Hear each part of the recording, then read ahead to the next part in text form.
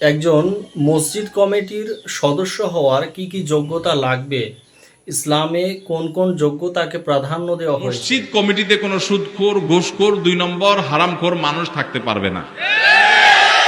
আল্লাহর ঘর পরিচালনা করবেন কারা? আল্লাহ কোরআনে কারিমে বলেছেন, ইন্নামা ইয়ামুরু মাসাজিদাল্লাহি মান আমানা বিল্লাহি ওয়াল ইয়াউমিল আখির ওয়া আকামাস সালাহ ওয়া আতাজ যাকাত ওয়া লাম ইয়াখশা ইল্লাল্লাহ।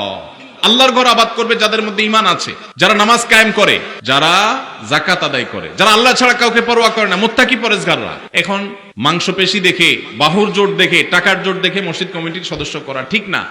এই জায়গা থেকে আমাদের বের হয়ে আসতে হবে। তবে হ্যাঁ, আমাদের অনেক কমিটির ভাইরা আছেন যারা হয়তো নিজেরা সঠিক পথে ছিলেন না, মসজিদের সংস্রবে আসার পর, দায়িত্ব পাওয়ার পর তারা নিজেদের পরিবর্তন করেছেন।